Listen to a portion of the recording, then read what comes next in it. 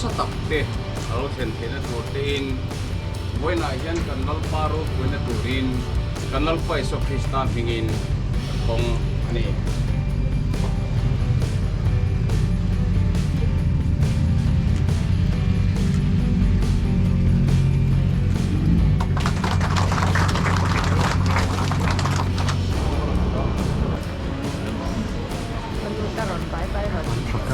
In lupa ka intel dito oh.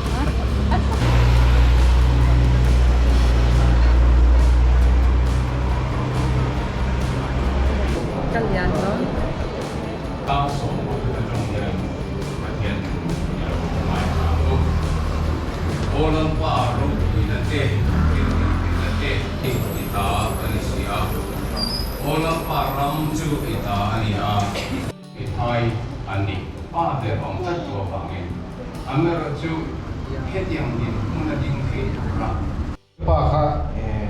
so kara hian officer ang ina ama chu an bawal ta ka chuan harsat na song song kan family hian ko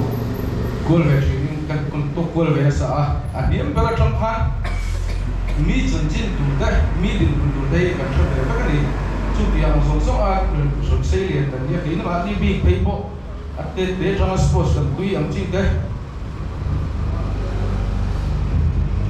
oh bol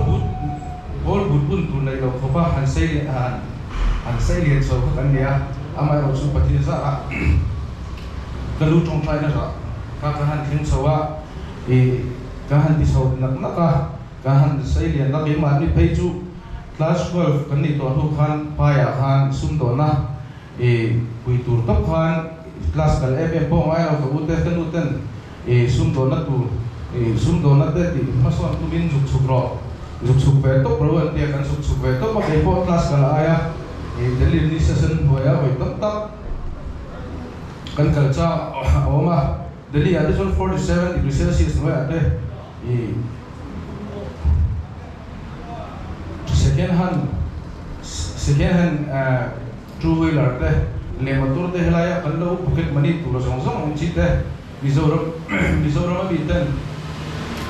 Mizoram amiten ama mo pi ranon an mo pi biron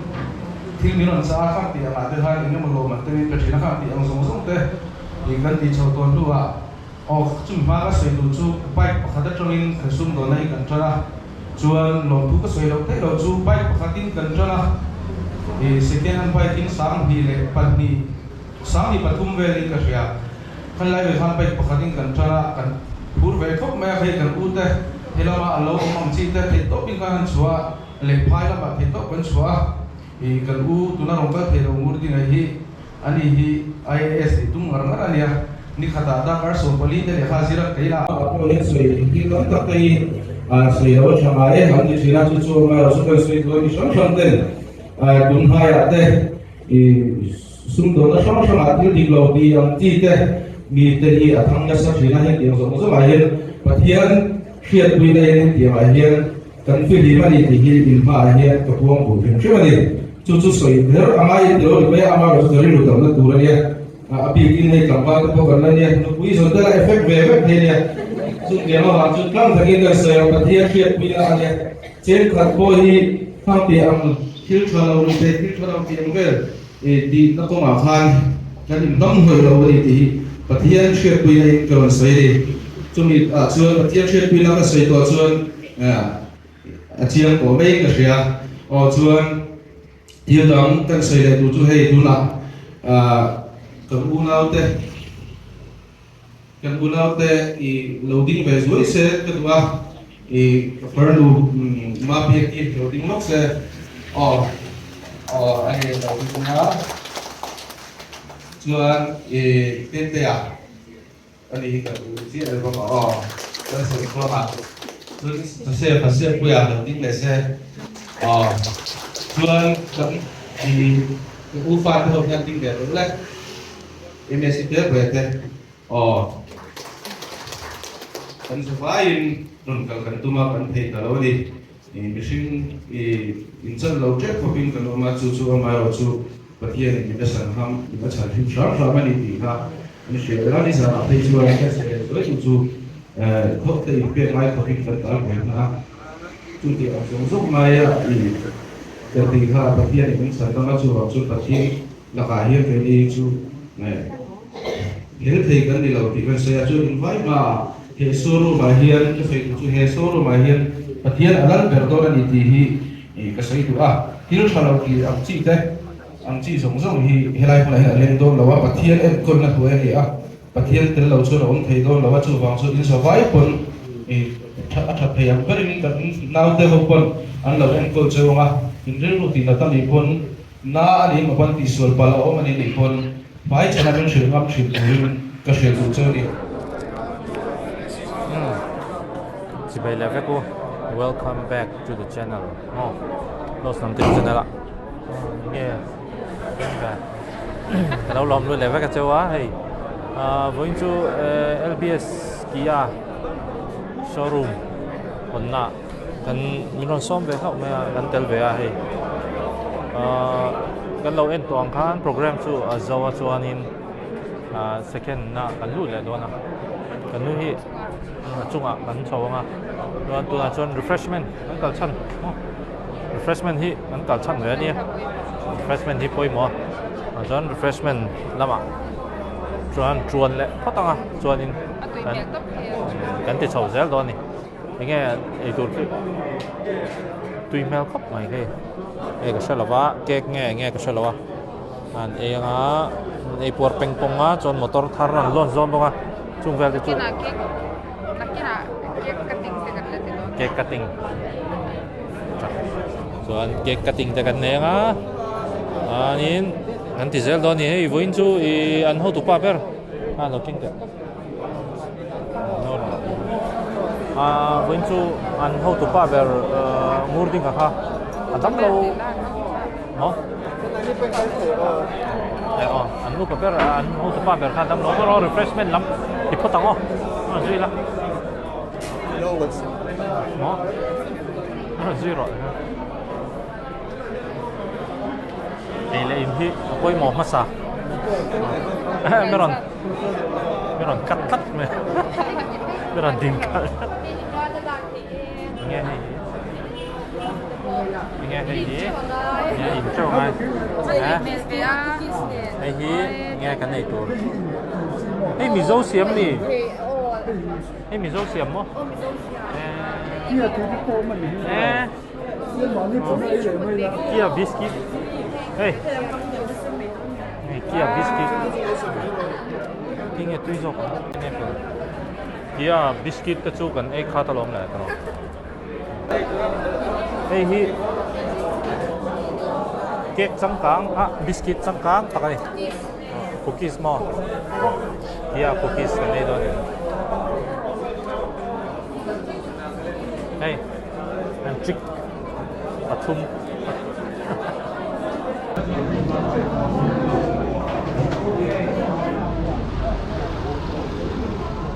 các video là entry đó cho những chuyện à cái gì kia showroom mà nhá có tải về cái ông đó thì cần sẽ tổ thâu trong cái sự hay dễ mà bọc khăn nhá hay dễ bọc công khăn ta công sĩ là khăn tiền ổn mà cho khi lại khi phok lên pen khăn bọc ta cái gì LBS kia showroom chân tan cái này gần bữa hiện RR Car Wash này cũng phải là ôm ạ SR đã tiếp trở về à nghe anh ít là về đón mì cái là tổ đấy là tổ mà theo khải và vẫn về còn với những mì anh nghe ăn đó có sẽ lâu ạ sẽ tiếp về bắc lâu ạ Kia chẳng khai em không rồi anh thì RR Car Wash này cũng ba khăn nha Silphai thì nó tụi baไอ้กันไรตาอับเบอร์เบียวแต่เห็นกันว่าปั่นตบเสร็จแล้วนี่เราวิจูกันสิลที่ชาดูเบลแล้วนี่เราโดดถึงตัวนี้RR Car Washครับอันฝักสักไปแล้วแต่จนให้ละเฮียนLBS ในตัวเต้อันนั้นมาจนกันที่เสร็จแล้วไอ้อันโชว์รูมที่ปีนี้อันจุงอาแค่นี้มอเตอร์อันด่านวดบอกว่าจู่ๆนักกินอ่ะส่วนหลายส่วนนี้อันมอเตอร์ทาร์โซ่ยังไงกันเราใช้เสียแล้วว่านิวเซลโตสันเตียจู่อันวีลังอ่ะกันเอ็นเวลตัวนี้ hey refreshment an ti vela la hian Seltos chuak thar tur chuan ta ni en zelang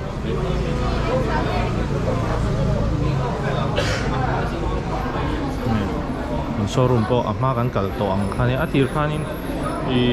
khanin an nge kan block tir khan an showroom hi an la hong lo wa i atia pangai taka an hon cover in hi ni chuwang chuan an han ti thale ni chu karana mo program hi in chun jom do na chuan in chunga kan chawang hei hi in chung chho na nia hei changkang khop maya a Korean zui maya Kia ani boka motor changkang tak le khathiam ngai em mai motor khani in chunga kan enang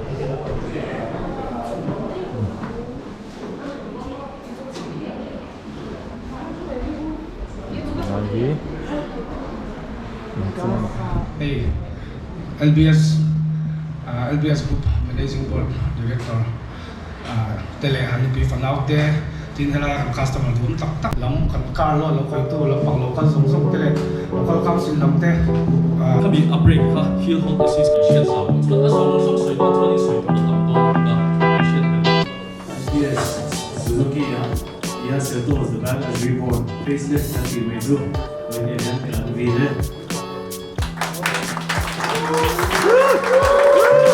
Nice. Very nice. Muturum he. comment chính Fast rừng về.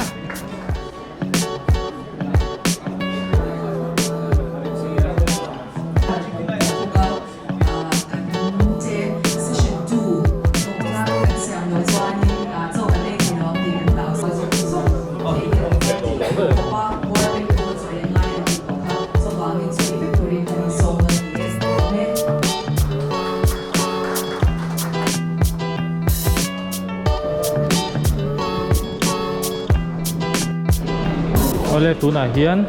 Kia Seltos chuak thar chu ange chung vel kha anin le don ni ei heta hian fakoma ma tlangwal fakoma emi motor hi min han en sak min han en pui don ni chu lu tang o heta i kan nu bye bye kan nui tu lai chu model la he ka mang de orang me ai ava moi ve chung chu mo leather seat te bon khop mai hei hi seat AC le lo mo le mo chang ka ko seat AC tro lu themi oh ventilated seats yes kan chan thai mi oh to lang yeah nai te tein oh nai te te ngai hule chung te chi a zau ve chuanin hei ka bula hian fakoma chua chuan ama pon kanin mu to thawa hei voina hei kan hulia motor hi enge kan soi le doni chuanin ama sapera hei hi eng motor nge ania tuna kan chuan na hi eng plus nge ni ti kha men soi sakse tuna mi hi Seltos GTX Plus 80 automatic kan chu diesel automatic kan ya a top class chuan a color hi hei ni ching khan kan lo soi lawa pewter olive ania a hring do lek hei hi color thar hin on introduce ta tu non facelift a hian version 2 a hian chu ma kan soi tong khan aming po kha tam khop me le kha thiam ngai kan ti khamo kia nei tur chu ming po kha amak khop me amak kan ti na san chu a car rim hian features kha anga em awang khanin tuna kan chuan na hi diesel tro kha class sang berania diesel 1.5 turbo aman hi minan soi sak hemi tak hi a on road tur hi som ni noi som ni pakhat vel ani dona chu tuna hianin ama saf Seltos a hlui kan ti to meng chu khami neng khanin a price range tuna hianin introductory price anon ti phota chuta chuan alangai de ureng ta difference hi sing thum vel legin ron oma chu a hlui features de hemi a thar features danglam na te le chi sang khatiang angai to chuanin tuna hian aman lai tak lei hun lai tak ania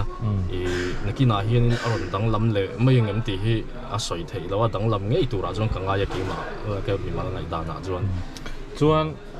ani le tuna hianin engting nge booking in kalpui dana le finance hi anh tin nghe tụi này hiện anh ra nghe down payment ngay thì tất cả zona tắm tắc hi ni china min soi sak theng em tu na hian financer hi chi sang sang in duang kha theyanga in lo man thin ang te ta chi sang sang ke mani apo ni tin ron thuan oma chi sang sang kha chuan down payment hi amator man 10% atlem bera 10% pe khana lak suwa theya chuan i han soi zelanga i tuna kan nomna hi seltos an ta kan soi to ang khan chuan ama hi mot hemi ama tunar hemi seltos chok thar mo khata bi ka khan eng class eng zan yom tu na hian in a variant hi attention dan kha ngai chia ama sami nen HDE teng ron ton lea chuan HDK plus HDX plus GTX plus chuan X line nen pasari omta tech line GT line X line in a hlom chuan a soi thei chuan ani le I petrol kha atlom zok nge nga petrol kha engzang atlom ber tiang tuna hian hemi achuak thar bi ka hian atlom ber kha engzam man veng en 12 borvel in complete thei ein tran nang chu 12 ang vel a class number seltos bi ka man tlom ber ha a chi hi tuna hian soya har shimo chuan ani le hei kan han enanga a motor hi achang kang khop me hei ma te hi hei touch screen deuh vek me ma ti tur ania china dual screen panoramic kanti dual panoramic display kanti hania han instrument cluster le infotainment system hatian atlang popa chuan ang deuh mai hen touch screen vek to me ti hian a home page angani ta hei page thum angai na oma tan chi sang sang hei khoi tur soi se ni do no tu na ri chuan in hei tam khop mai a chuan heta hian in heta hian RPM kha om do na khu shipping ma ti khan chuan hei motor zir khanin hei danglam thei bok anga hemi display hi a display kha a drive mode zir khan tu na tian eco a ti khan ka da chuan normal chuan sport mode ti khan danglam ve khanga khanin amot sang sang drive mode sang sang a hianin a fuel eite le khatiang kha danglam ve sheda torque te danglam ve a anh lẽ tu na hian AC on thế mà lum khóc mày a seat te poi an ti vot te an a chak nge chak lo ti te kha hian ventilated seats kan onanga a seat te hi a tho heu thei ni vẫn đủ về china dual zone automatic AC kan ti kha passenger le driver hi a shanin a ti theya a control theya a sync thei boka chuan tu sync khan ti mang ai ang khan hei AC ringo ta po le khathia mangai hle ni he an nuam ve an na hle me AC chu tro a vot na song thei lo chuan tu na hian mo lokin last hi alang kim theyang berin da theng voice command in a convect theya hata hian a waiting ka da mo alang de vekang mi han tran ko bang voice command hi hi Kia connect ma po khan in a pek theya ke mani kan voice han shiatira han dalu kher ngai lo kha ta hen button oma na hen hemi me khan chuan open all windows opening all ti khan sunroof te po kha thei veka khatiang sang sang kha thei veka Kia connect ti khan in a features kha tam le zuala I chuan sunroof te po kha thei amo open sunroof close sunroof ti ang chi khang vel ha kha clear to ten kan she thiam dan chu i o mang khan I voice mang khan in antinan I sap trong in ti khang ai mizo trong kha chuan a thei che lawa open windows ti khan vai khan roin honga chuan chung te po hi azau khop maya an da chua du pon an nung lama tang pon da chua thei to ni an dak sok te nui ngoro la dak chora an dak chua te zau tha khop mai hay soi tong khan he kar hi chang ka nga ama kan review po khanin khai zona kha tamani ngo comments po kha tam khop maya Mizorama motor kan hmu thei a chuanin tha kati keima chuan keima ngai dan ni chu soi don keima ngai dan a chuanin he car he chu changkang kati khop mai a tha kati boka a build quality le a look sum po hi amoi kati khop mai chuan a chung hi kan en lenga oh poi lo ngoro ma se hei kan achung hi kan soi patang chuan hei lai hian me tur neu kha tamta AC kha chu kan hria chuan helai changkang kho me kha pokha eng lo secret vel eng ngo da na kha kho acha bi cup holder no te da theya chuan hei hi a phei a handbrake kha nia awa changkang ve handbrake chu wholesome ve to hol pod da thei poka chuan hi a hnung lampang en na kha nia hnung lampang hei hi handbrake releasing ai thina hnung lampang en na kha aron lang mai don tina mai lai screen te 360 kha ni nga 360 hi lom a function dan hi changkang ka ti hei tuna hei kan mu dan hi achung atangkhan alang vek te ni asira camera om ti na mi hemi ahma ate khami achunga te ahnunga te asira te hemi side glass ate mo khami tangkhom kha ni ta chuan hi khan en thei ko ka ahma chau kha ki kha ei chu a hi ate ko han om ve thawa chuan asir pa kha en thei ko ka chuan hei hnung lampang chuan ta hen a brightness te kha control thei nga mo chuan back gear reverse da chuan in ai activate hal shim ta chuan tu na ri chu hemi parking sensor kha ni ta sound na beng chang ti do chuan in ta tang hian in hemi me ha di hana off mai a chuan ma ti na kan ra nga AC kan ti zoi do ka sound ni ai so mai te chuan I zo le na om chu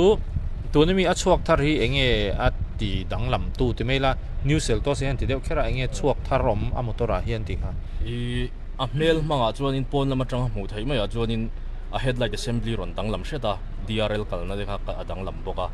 chuan a hnung lampanga danglam boka a hnung lampang light te po eng tlanga chuan khami pong neu a bumpera te ti khanin chhete te danglam oma khami ni wang hana ma shim po hi 50 mm inch ni vel ting lo shat inch ni bor vel angin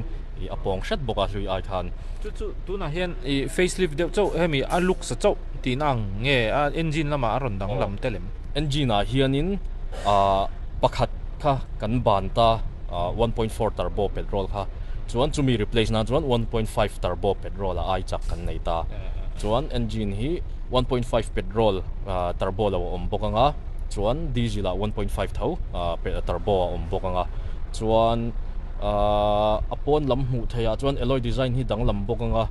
chuan panoramic sunroof khan ni le bokanga kan notice tur lian tham deuh ti chuan adang lam sensor hi camera chumi ma in ama hianin ADAS kan ti advanced driver assistance system kha khami 17 features omanga safety system kha chu sensor oma camera te radar te khami tangkhom mangkhanin na thok dona chuan ka soizau lo mai don mi chu ta khanin a zong chu soi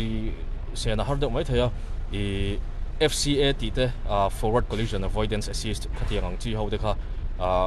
motor te kan han tlang khanin kan ma mi te kan nai lu tuk te thil khatiang ang kan sut turang chi kha warning meron pe ha langa chuan ama pon na in brake tur khani ta atop kho ka khan chuan RCTA rear cross traffic collision avoidance assistance te khatiang po ha nunglama tuna kan lo bek chuak don ta kongpui va po zong in chu kan va bek chuak khanin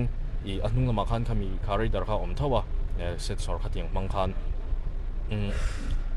kongpui ron tlan khami motor chevi khami veiwa kha khami kha alo mudona lo detect dona ki mani meron nai lu to ke moni chuanin signal min pe khalanga ei side glass a hianin warning sign a oma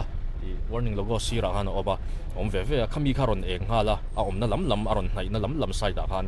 warning min pe hala ti chuan a brake ngal popa ma in aron ding hala brake ra lo po khan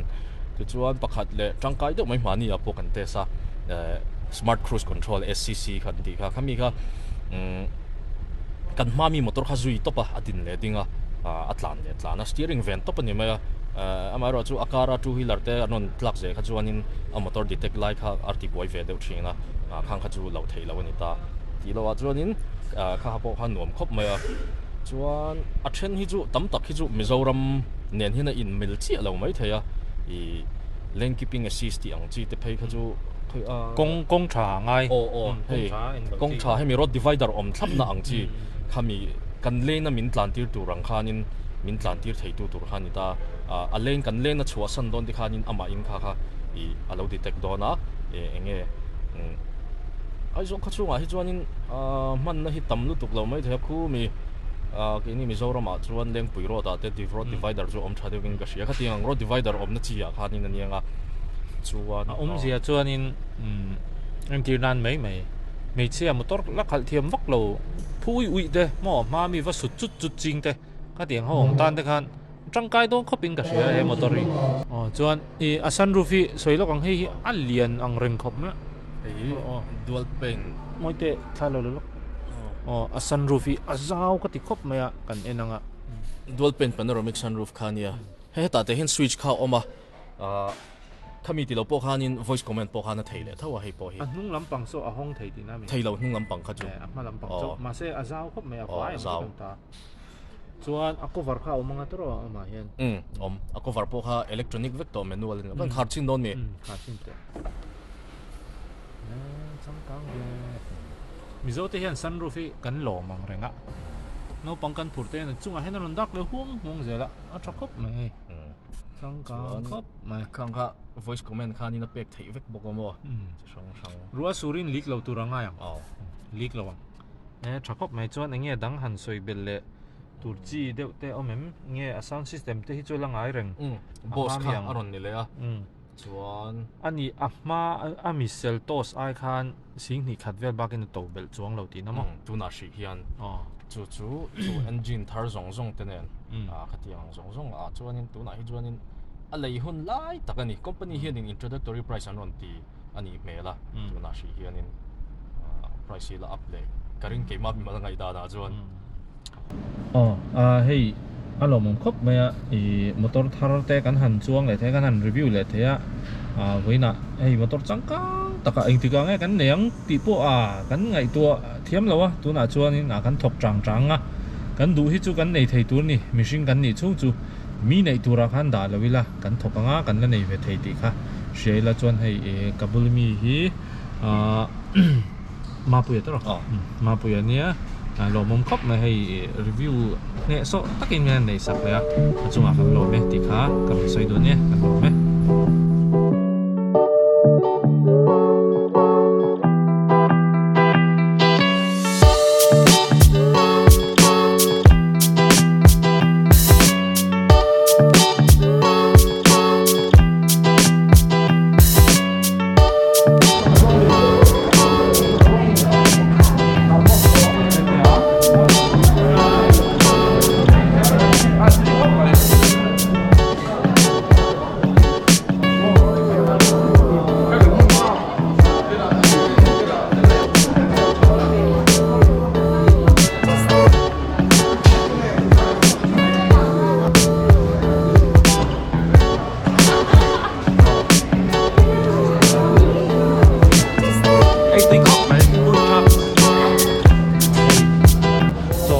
lại cho cái này ha rồi na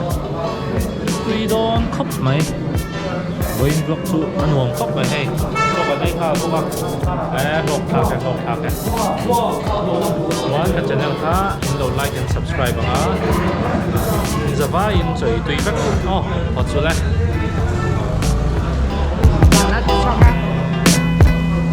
zanat di sana,